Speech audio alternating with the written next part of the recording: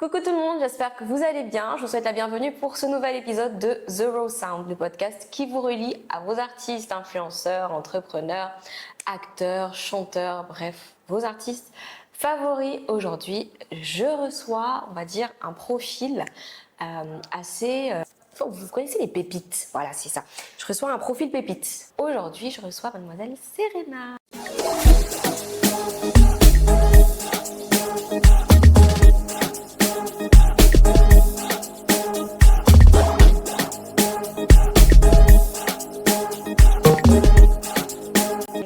Coucou, tu vas bien? Ça va et toi, ma chérie? Ça va, tranquille. Ça va. Alors, est-ce que tu peux te présenter? Dis-nous qui est mademoiselle Serena. C'est qui? Je m'appelle Serena Gounou. Pour ceux qui veulent m'offrir les cadeaux pour mon anniversaire, c'est dans un mois et quelques jours. Et c'est vrai que je pense que la nouvelle va surprendre Rosita. Mais à la base, je ne suis pas content creator, je suis étudiante en médecine générale. Et c'est à côté que je fais du content creating, du modeling, un peu de marketing digital, la com quoi. Donc c'est ça. De temps en temps, je me vois comme un entrepreneur dans tous ces domaines-là. Et je pense qu'on aura le temps de bien s'étendre et du fait que je viens de t'annoncer que je fais médecine générale. Enfin, c'est pas le milieu qui m'a choquée, mais c'est plus en fait le fait que justement, quand on voit un profil sur le moment, on se dit pas forcément elle fait médecine. C'est surtout la médecine d'ailleurs, le truc. Mais c'est super. Alors, Serena, si tu devais te définir en 3 mots, quels seraient ces 3 mots et pourquoi? Je dirais dynamique, entreprenante et têtue. Oui, très très têtue. Parce qu'il le faut. Il faut être têtu quand on sait ce qu'on veut dans la vie. Il ne faut pas avoir peur. Parfois, on a ce souci. On aime la facilité. Mais parfois, je suis têtue envers moi-même. Je me dis, aujourd'hui, tu vas faire ci, ça, tu vas être productive. Après, plus que de la têtutesse, je sais que c'est un peu plus de discipline envers soi-même et envers les autres. Et c'est vrai que c'est parfois dire non, mais parfois aussi savoir dire oui au bon moment. Mais têtu aussi dans le sens où je sais tenir tête. Que ce soit à mon fort intérieur qui me dit parfois, comme ce matin, dors, dors. J'ai été têtue envers moi. Je me suis dit, je suis fatiguée, mais j'ai donné ma parole, je viens. C'est dans ce sens-là. Ok. Et du coup, pour, on va dire, ton parcours, tu as dit que tu faisais de la médecine. Et comment est-ce qu'on est passé de la médecine à, je vais appeler ça de l'influence, puisque bon, de toute façon, tu travailles dans le milieu des réseaux sociaux. Donc, comment est-ce qu'on est passé de la médecine à l'influence? Est-ce que tu peux nous raconter un petit peu cette transition? Je vais vous raconter. Story time. Listen to the story. Carefully. Bon, je suis une jeune Camerounaise. J'ai fait tout mon cursus scolaire au Cameroun. Et depuis que je suis toute petite, depuis que j'ai 5 ans, je sais que je veux être médecin. Maintenant, ces jours-ci, j'ai un petit débat avec une amie. Elle dit que c'est parce que on a dû me conditionner à vouloir la médecine. Et je vois ce qu'elle veut dire. Mais moi, je n'ai jamais dit autre chose. Je pensais avant que je pouvais être médecin et beaucoup de choses à la fois. Et c'est vrai qu'aujourd'hui, je suis toujours mes études et je suis ces choses à la fois, mais je ne le voyais pas comme ça. Je pensais par exemple que tu pouvais être médecin et être mannequin, mais c'est dans ton esprit d'enfant, tu penses que tu peux tout faire à l'hôpital. Je me disais que, bon, je suis là en train de soigner les gens, hop, j'ai défilé, on met le podium dans l'hôpital toujours. C'était pas ça. Et quand tu es plus jeune, tu ne sais pas à quoi tes études supérieures vont ressembler. Ouais. Donc, je ne savais pas, avant de venir sur comment est-ce que j'en suis arrivée à faire toutes ces choses-là, je ne savais pas que mon parcours serait aussi tumultueux et fatigant, parce qu'il faut le dire. La médecine, c'est long, c'est fatigant, et d'autres choses sont littéralement venues à moi et j'ai dû gérer. Donc, quand j'arrive ici en 2017 pour ma première année, peut-être 6 mois avant d'arriver, j'ai un ami camerounais qui est maquilleur. Et à l'époque, bon, j'avais 5000 abonnés sur Instagram. C'était beaucoup. C'était. C'est beaucoup, hein? C'était beaucoup. Maintenant, là, bon. Mais c'était vraiment quelque chose. Et lui, il avait besoin de clientèle. Donc, il me maquillait. Et moi, je me souciais pas trop de la qualité de mes photos parce qu'avant, on faisait des photos. Il y avait Rétrica. Ouais. Tu te mettais bleu, violet, machin. Il y a même des photos, on ne voyait même pas mon visage. Je faisais ça. Pour nous, c'était les poses qui tuaient. Mais lui, il commence à maquiller mon visage. Et moi, je poste, mais c'est pour aider mon ami au début. C'est même pas pour moi. Je ne sais même pas ce que c'est un modèle photo ou quoi que ce soit. Et quand j'arrive au Sénégal, j'ai une amie béninoise, maquilleuse aussi. Et elle dit que oui, tu as la paupière mobile. Apparemment, c'est très bien en maquillage d'avoir la paupière mobile. On peut faire beaucoup de couleurs. Donc, elle voulait faire du make-up, parfois artistique, parfois nude, etc. Mais moi, ce n'était pas pour poser que je faisais ça. C'était parce que je me disais, ah, mes amis, ils ont besoin de moi, ils vont avoir des clients grâce à moi. C'est comme ça que je me lance dedans. Et en postant ces shootings-là, les photographes commencent à m'écrire et toi me dire ah vous est-ce que vous faites des shootings et tout, c'est comme ça que je commence à le faire. Donc j'ai dû apprendre sur le tas et aujourd'hui je sais que je suis une professionnelle. Ça fait quand même bientôt 10 ans que je le fais et ça fait 6 ans que je me suis vraiment professionnalisée. C'est depuis 2019 que je suis vraiment professionnelle dans le milieu, mais je me suis retrouvée dedans un peu par hasard, même si, bon, j'ose croire qu'il n'y a pas vraiment de hasard dans la vie. Ça devait être comme ça que je devais le faire. Mais c'était pas un rêve pour moi d'être modèle photo. Par contre, aujourd'hui, j'en suis passionnée. Et avec ces photos que j'ai commencé à faire avec les photographes, les marques ont commencé à m'écrire. Là où on vient dans la création de contenu, dans l'influence. Et ça, c'est surtout, je sais pas comment dire, ça, c'est surtout, ça a speed up. En 2019, quand j'ai fait le concours Reine des grandes écoles, il y a des gens qui pensent que c'est moi qui ai gagné. Je n'ai pas gagné. C'était juste que j'ai fait une photo qui n'avait rien à voir avec le concours. Mon amie béninoise, à l'époque, la mode avait commencé à être sur le no make-up. Oui. Et elle voulait tenter ça sur moi. Donc, on a fait une photo. Et les gens pensent que je porte un hijab, mais c'est juste qu'elle m'avait fait d'abord avec un foulard. Puis elle s'est dit, juste pour avoir une Les autre deux idée, rendus. elle a pris une écharpe toute blanche et elle m'a attaché ça. Sur le truc, ça fait comme un voile, mais en vrai, c'est une écharpe. Et la photo, c'était pour rien. C'était juste pour mon ami, pour présenter à sa clientèle. Shooting pro et tout tranquillement. On était 3. Mais les gens pensent que je suis seule sur le shooting. Moi, on était 3 amis à l'époque. Et j'ai besoin d'une photo parce que les votes en ligne de Reine des grandes écoles ont commencé. La veille, mon téléphone s'est gâté. Je n'ai pas accès à Internet ou quoi. Quand je récupère mon téléphone, les gens ont déjà avancé sur les votes. Je cherche juste une photo à poster sur les réseaux vite fait pour Votez pour moi. écrire oui, votez pour moi, expliquer le concours. Et j'aurais jamais cru. La photo, je pense que j'étais à 11 000 abonnés. En 2 semaines, je monte à 25 000. Ça, c'était la folie. Les gens se disent que waouh, elle est vraiment super concentrée dans le truc parce qu'elle a dû faire le shooting pour ça, alors que j'ai pris cette photo juste parce qu'on venait de me l'envoyer au moment où j'étais en train de poster. C'était tout. Et les choses s'accélèrent. Et c'est en 2020 que ça commence à vraiment monter. Ma communauté se construit vraiment bien parce qu'il y avait Covid. On était tous à la maison, on n'avait pas grand-chose à faire. Donc, je faisais des stories tous les jours. Je pense que sur les 365 jours en 2020 ou 366, je pense que c'était 366, j'ai fait des stories au moins 300 jours.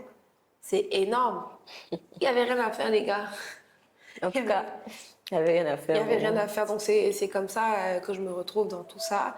Et je ne regrette rien du tout. Au contraire. Ouais, parce que du coup, justement, tu t'es trouvé, on va dire, une nouvelle passion, un nouveau hobby, on va dire une nouvelle manière déjà d'utiliser ton temps, à bon escient, bien sûr, puisque c'est quelque chose d'assez positif, parce que ça va dans la culture. Et je voudrais savoir, du coup, en tant que je vais t'appeler modèle, influenceuse, bon, en tout cas en tant qu'icône, on va dire, dans ce domaine-là. Donc ici au Sénégal, mais étant étrangère, parce que tu es camerounaise, est-ce que tu peux, on va dire, un petit peu nous faire part de ton expérience en tant que, donc on va dire, modèle étranger ici au Sénégal?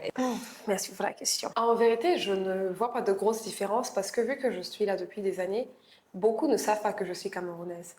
Beaucoup pensent que je suis sénégalaise jusqu'à ce qu'on me parle Wolof et qu'on voit que mon Wolof est... Bancal. Ouais. Et c'est là où ils disent, toi, tu es sénégalaise, mais tu n'as pas grandi ici et tout. Je n'ai jamais vraiment vu de différence de traitement. Je pense juste qu'il y a une barrière, parfois parce que je ne parle pas Wolof. Donc, je n'ai pas accès au projet totalement axé sur le Wolof. C'est tout. Sinon, je ne me suis jamais vue refuser un projet parce que je ne suis pas sénégalaise. C'est vrai que parfois, il faut des spécificités, mais ça revient au Wolof. C'est tout. Hein. Je n'ai jamais eu un souci de contrat. Peut-être qu'il y en a d'autres qui ont vécu ça, mais moi, jamais de la vie. Je ne me suis jamais sentie mise de côté parce que je ne suis pas sénégalaise. En tout cas, pas dans ce domaine-là. Mais non, je n'ai pas vraiment eu de mauvais. C'est juste mon Wolof. J'y travaille, j'y travaille. Vous avez compris. Si vous n'êtes pas sénégalais, apprenez le Wolof. En Oui. plus, c'est très important parce que du coup, même ici, dans la vie de tous les jours, on a besoin de parler Wolof. Moi, je pense qu'effectivement, au Sénégal, il faut parler Wolof, mais je ne dirais pas que c'est primordial parce que moi, je connais des gens qui ont fait des 30 ans ici, des 35 ans, des 40 ans, qui sont même sénégalais, ils ne parlent pas le Wolof. Leur milieu ne leur exige archi pas. Moi, si je veux parler Wolof aujourd'hui, c'est parce que j'aime le Sénégal et au fil des années, je l'ai tellement aimé que j'ai voulu plus m'intégrer. Ma barrière pour le Wolof est venue du fait qu'il n'y avait pas vraiment de personnes qui enseignaient le Wolof à l'époque. Et je ne peux pas venir d'un autre pays, parce que c'est souvent ça que les gens peinent à comprendre. Parce qu'on parfois on te demande pourquoi tu ne parles pas Wolof. Et je ne peux pas venir d'un autre pays où il y a d'autres langues et arriver d'un autre pays et je parle leur langue. Non. Ce n'est pas automatique, il faut que j'apprenne. Il y a même quelqu'un qui faut m'avait du dit temps que oui, d'adaptation et que tout. oui, mais quand les gens vont en Chine, Ils parlent chinois. ils parlent chinois et tout. Mais c'est parce que avant de venir, ils ont des cours et tout. Donc peut-être, je vois qu'au final, il y a des gens qui mettent ça en place et tout. Même nous, par exemple, on nous faisait un peu de Wolof médical parce qu'à l'hôpital, par contre, c'est primordial. Il y a des gens qui ne parlent pas français. Tu dois les soigner. Il faut que vous puissiez un peu communiquer. Mais ce qui m'a aussi freiné dans mon apprentissage du Wolof, c'était les moqueries. On se moquait de mon accent. Parce que ça m'a Wolof bi, et quand ça m'a un peu découragée. Et le fait que j'avais quelques personnes qui me disaient oui, on va t'apprendre et tout. Les gens qui m'ont vraiment appris, c'était les séries. Et les gens dans la rue, les taximans. Ah ouais, les séries, ça aide. Hein. Oui, Moi, bon, je vous le cache pas, les séries. Moi aussi, les séries m'ont beaucoup aidé. Que c'est pas la traduction nette, mais ça m'a beaucoup aidé. C'était les taxis parce que parfois on discute et ils vont pas se moquer de moi. Même si je me moque, on ne peut jamais se voir. Voilà. Donc il n'y a pas de souci. Je ne reprocherais pas à un étranger de ne pas parler Wolof. Ça ne va pas forcément l'aider. Mais je dirais que pour quelqu'un qui aime le Sénégal et qui sait que ici, là, les gens apprécient quand tu épouses leur culture et tout. Ça. Je dirais, moi, c'est la seule raison. Hein. Ce n'est pas que dans mon domaine, à part médical, si je ne fais pas Wolof, ben, j'aurai toujours d'autres contrats avec des étrangers ou même des Sénégalais qui n'ont pas besoin. Pour poser, je n'ai pas besoin de parler parfois, tu vois ce que je veux dire. Donc, c'est plus pour les spots pubs. Ouais. Mais c'est vrai que c'est un souci de réciprocité. Parce que quand tu veux que j'adopte ta culture, il ne faut pas te fâcher contre moi. Il faut me la présenter et accepter si je ne l'accepte pas. Ouais. C'est ça. Alors, Serena, niveau style vestimentaire, on a remarqué un côté très culturel, très ancré africain sur ta page et sur le type de content que tu produis. Et je voudrais savoir si c'est un choix personnel de représenter la culture africaine ou c'est quelque chose qui t'a été imposé dans le milieu. Merci pour la question. Ça me fait plaisir que vous ayez remarqué. J'aime trop qu'elle dise merci pour la question. Je trouve qu'on a tellement de variétés. Que ce soit au Sénégal, même le Sénégal, c'est un pays de mode. Ouais. C'est Le 5C sénégalais. Oh, je pense que je ferais juste un content spécial sur ça, le 5C. Oui. Ouh là là. Faire le Sénégal, les gens ne s'imaginent pas. Moi, je me dis toujours, on n'a pas à aller chercher ailleurs. Et je veux toujours représenter l'Afrique, que ce soit dans mes bijoux comme aujourd'hui, dans mes coiffures, mais pas tout le temps. C'est vrai que parfois les coiffures, c'est pas trop africain, mais j'essaye. Ça, je ne sais pas comment l'appeler, mais Qu'est-ce qui t'a inspiré, dis-moi? il y a 8 ans, on a une artiste camerounaise, Rénis, qui a chanté dans la sauce. Elle avait fait cette coiffure, mais c'est pas Rénis qui m'a inspirée. J'avais aimé quand j'avais vu, mais j'ai pas voulu la faire. 2020, pendant Covid, il y a une grande artiste mondiale qui a fait cette coiffure. C'est une américaine. Et elle a fait cette coiffure. Et elle a fait un shooting en costard avec ça. Quand j'ai vu ce shoot, il y a 5 ans, je l'ai enregistré. Je n'ai jamais fait la coiffure. Et récemment, j'ai découvert une coiffeuse togolaise qui est en train de montrer la coiffure à quelqu'un, mais d'une autre manière de faire. Oui. Et là, je lui ai dit, tu sais faire ça? Elle m'a dit oui. J'ai dit, ma soeur, tu prends combien? Fais-moi la coiffure. Elle t'a fait la coiffure. Elle m'a fait, et je me suis dit, waouh, les gens ont tellement aimé. Et Ouais. c'est Ah, purement, c'est super beau. c'est purement C'est africain. super Je ne beau. m'attendais pas. Moi, je me disais, bon, parce que c'est un peu basique et tout, mais que ça peut tenir parce que je devais participer à un forum sur l'agriculture en Afrique et tout. Et je me suis dit, quoi de mieux? Donc, je me dis toujours, chaque fois que je m'habille, même là, en sortant, je porte une styliste sénégalaise. Ça, ce sont les bijoux faits par une styliste camerounaise. C'est une Togolaise qui m'a coiffée. Et on peut tous le faire. Ça me fait trop plaisir ce que tu m'as dit. Parce que quand les gens me le disent, je dis, waouh, ah ouais, ça se voit que j'aime l'Afrique. Alors, en début d'émission, tu me disais que tu entreprenais aussi. Donc, tu étais un petit peu entrepreneur. Est-ce que tu peux nous expliquer dans quoi tu entreprends? Parle-nous un peu de ton projet business.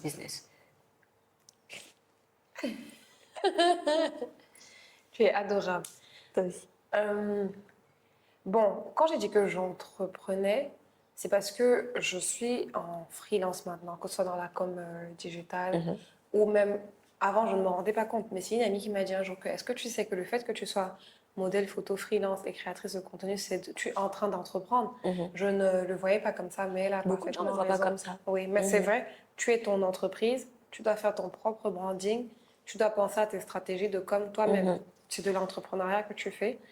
Bon, côté com digital, quand il y avait Covid et qu'il n'y avait pas grand-chose à faire, j'étais représentée par une agence à l'époque et ils nous avaient mis en contact avec une école de communication qui nous faisait Les avoir des affiches, petits cours. Non, on Ok. faisait carrément des cours et moi j'avais choisi Ok. community management. Donc parfois j'ai eu à faire du community management. Ça fait longtemps que j'en ai pas fait, mais j'ai eu à le faire. J'espère pousser aussi les études dans la com. Oui, je veux beaucoup de diplômes. Et j'entreprends aussi dans la vente de certains produits. Avant, je vendais de la skincare, mais c'est pas moi qui fabrique. Je prenais chez un fournisseur et tout, des produits déjà testés en laboratoire, déjà régulés et tout, et je vendais. Mais après, je me suis mise dans la vente de produits bien-être. J'avais commencé ça il y a 8 ans, j'ai arrêté. Et cette Produit année, bien-être comme? du calcium, Ok. oui. Tout ce qui est pour Le bien-être, amélioration. la Ok, santé. exactement. C'est pas des médicaments, mais c'est pour Complément améliorer sa alimentaire. santé, oui. Voilà. Je ok. fais, par exemple, moi, je fais beaucoup d'allergies à la poussière, etc. et tout. Welcome to the Oui. team. Et quelque chose que j'utilise, c'est le pollen d'abeille. Ouais, ça marche Donc, très bien. oui, donc je l'ai avec moi. Et au début, je consommais ces produits sans les vendre. Mais j'ai fait un agrément et tout. Et maintenant, moi aussi, je peux commercialiser les produits. Donc, c'est dans ça. Je fais d'autres choses dont je ne peux pas encore parler. Quand ce sera bien mis en place, vous aurez tous les détails. Mais pour l'instant, achetez les produits. Super. Et est-ce que tu les as, on va dire, mis sous une marque? Ou est-ce que c'est juste, on te contacte toi pour avoir les produits? Oui, on me contacte moi. Ok. J'avais essayé de faire une marque, etc. Mais comme je vous ai dit, il y a des jours où on peut, il y a des jours où on ne peut pas. J'avais commencé tout ça, je devais même faire un catalogue sur WhatsApp et tout. J'ai ouvert le WhatsApp Business. Le catalogue n'est pas là, les gars. Mais si vous commandez, je fais. Voilà. En tout cas, personnellement, pour moi qui ai déjà eu une expérience, je peux vous dire que c'est des choses assez intéressantes. Et si vous n'en savez pas davantage, vous pouvez juste demander à Serena. Je pense qu'elle vous en dira davantage. Et ben, allez-y, commandez ces produits.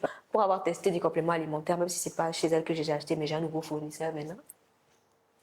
Commandez chez elle, voilà. Alors, tu as parlé de travailler dans une agence. On va revenir là-dessus. Est-ce que tu peux nous faire un petit peu la différence des côtés positifs et négatifs de bosser dans une agence? Je ne sais pas s'il y a vraiment un côté négatif des agences ou des managers. Je pense que c'est ce que les gens font de ton profil. Parce Ok. que, comme dans tout domaine, tu peux tomber sur une agence qui t'arnaque ou qui ne travaille pas et te prend beaucoup. On a eu même des artistes américains, africains ou même asiatiques qui, à l'époque, ont avoué qu'ils avaient peut-être signé dans des agences et ils étaient exploités. Donc, je ne pense pas que ce soit à une agence spécifique ou ce que c'est spécifique aux agences d'être mauvaise. Mais c'est comme dans tous les domaines. Tu peux tomber sur un manager, tu lui fais Malhonnête. confiance pour tes contrats et je te rends compte que Il mange dans ton dos. il t'arnaque et peut-être même il va jusqu'à gâter ta réputation pour pouvoir avoir de l'argent, lui. Donc, bon, je pense pas. Maintenant, quand tu es indépendant, ça ne veut pas dire que tu auras moins de contrats. Parce que, bon, parfois, les gens n'aiment pas les marges prises sur leurs contrats. Oui, bien sûr, parce qu'il y a des marges, parfois il y a des marges qui sont peut-être que les gens estiment excessives. Donc, Mais oui. ils oublient que c'est le salaire de cette agence ou de ce manager que tu Ouais. as pris. C'est vrai qu'il y en a que c'est des arnaqueurs, mais être modèle indépendant, c'est très bien aussi si tu sais où aller. Mais c'est la même chose qu'être représenté dans le sens où il faut que la personne qui te représente sache aussi où aller. Donc, généralement, c'est bien d'être avec des managers qui sont déjà dans le domaine, pas des débutants, ou des agences qui sont déjà dans le domaine, pas qui commencent avec toi et qui viennent aussi découvrir avec toi. Sinon, ça ne sert à rien. Mais sinon, ça ne peut que bien se passer quand tu es représenté aussi. Et c'est souvent mieux d'être représenté parce que ça donne souvent une petite crainte aux gens. Crédibilité. Oui, non seulement tu es crédible, mais il y a un peu une petite crainte parce qu'ils se disent s'ils font un truc bizarre, ce n'est pas qu'avec toi qu'ils auront des soucis, peut-être avec quelqu'un d'autre. Donc, en fait, ça vous protège un petit peu aussi. Oui. C'est-à-dire que vous n'êtes pas livré à vous-même, quoi. Oui. Ok. Alors, du coup, tu fais de la médecine, content creator, qui dit médecine dit garde. Voilà, donc ça doit pas être évident.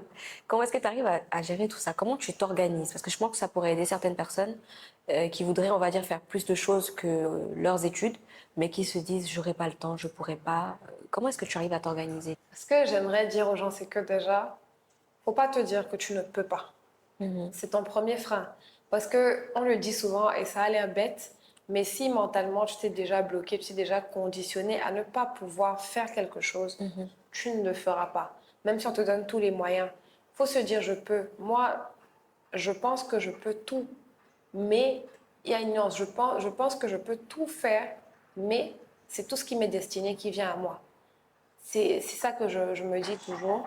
Et comment je m'organise? C'est vrai, il faut le dire, ce n'est pas facile.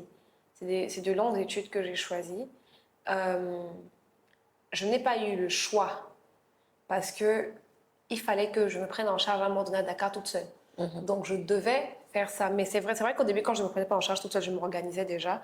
À l'époque, c'était plus facile parce que bon, j'avais l'emploi du temps de mes cours, même s'il n'était pas tout le temps suivi à la lettre, mais au moins j'avais une idée. Et j'avais, comment j'appelle ça? Les dates auxquelles je devais avoir des examens. Ça veut dire que Tu sais combien de temps tu as pour te préparer? À partir de telle date, il y a ci ou ça que je ne pourrais plus faire, il y a ci ou ça que je peux caler, ou pas du tout. Et c'est aussi comme ça que je fais jusqu'à présent. Je sais quand organiser mes shoots, parce que parfois je fais des shoots pour moi-même, pas forcément pour des marques. Que si j'ai une inspiration, je contacte un photographe, ou bien je vois un photographe qui m'a contacté, une maquilleuse, on y va directement. C'est devenu un peu plus difficile quand on a commencé les stages, parce que le malade n'est pas un chiffre. Le malade, c'est une personne. Ça veut dire que c'est difficile de quitter l'hôpital une fois que tu as commencé. Tu ne peux pas dire à ton malade, attends, je vais shooter, j'arrive. Tu peux venir trouver plusieurs choses. Excusez-moi de te le dire, il peut être décédé. Il peut être en santé, il est parti sans toi. Tu ne sais pas dans quelle direction il est parti. Ben, c'est pas toi qui as fait le rapport. Oui. Et tu peux peut-être trouver que l'état s'est aggravé. Et tu n'étais pas là. Donc, c'est très compliqué et au fil des ans, je dois faire beaucoup de pauses. Parce que parfois, il faut recommencer à beaucoup travailler, mettre la médecine de côté, etc. Et bon, on espère juste toujours que ça va devenir meilleur, mais la première chose, c'est que je me suis dit que je peux faire ça. Plusieurs fois, on m'a dit, comme les gens ne me voient pas à l'hôpital, on m'a dit, Serena, est-ce que tu as abandonné la médecine? Ou bien ils l'ont affirmé à d'autres personnes. On a dit que peut-être que j'aurais choisi une autre filière. C'est des bris de fond, il faut les bloquer. On m'a même déjà dit face à face que peut-être qu'il faudrait me réorienter dans autre chose, vu que je fais autre chose.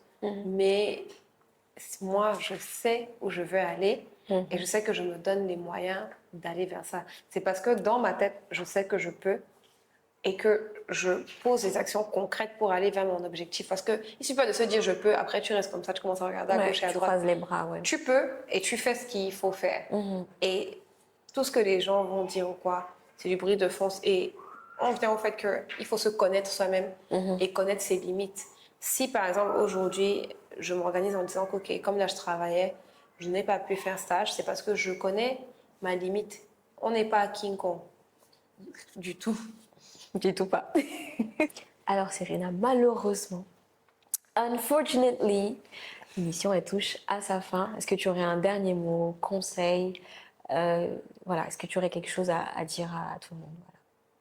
Voilà. Déjà, j'ai un mot pour toi. Merci pour... Attendez, là, un mot pour moi. Merci de m'avoir fait passer sur ta plateforme. et merci pour les efforts que tu as consentis. Parce que figurez-vous que on a pris contact depuis et j'avais oublié. Je sais même pas quoi dire. Et elle n'a pas abandonné. Elle aurait très bien pu inviter quelqu'un d'autre. Merci beaucoup. Et je suis très contente d'être là aujourd'hui. Merci pour le lait. J'aime beaucoup le lait. Et j'espère que vous allez être nombreux à regarder les épisodes. Et j'espère qu'un jour, tu vas même pas t'arrêter au Sénégal, mais que tu vas même interviewer des gens à l'international. Même, même au Pérou. Pourquoi pas? Pourquoi pas? Merci beaucoup. Je t'en prie. Et un conseil pour tout le monde, bon, ce serait plus un conseil général. Croyez en vous. Vous pouvez le faire. C'est... Je sais pas comment dire. Parfois, on pense que c'est impossible. Mais si d'autres personnes l'ont fait avant nous, c'est que tout est possible. Bien sûr, dans ce qui nous est destiné. Ouais. Possiblement pas le lièvre qui nous est pas destiné. Ouais, j'avoue. Poussez-moi pas le lièvre d'autrui. Et la dernière chose, continuons d'aimer l'Afrique et de faire avancer l'Afrique. Ouais. Bisous, mes chou, bisous. Voilà, c'était tout pour cet épisode de Zero Sound. C'était un plaisir pour moi de vous avoir aujourd'hui. Passez un excellent week-end, prenez soin de vous, profitez. Et moi, j'étais avec Serena. Bye.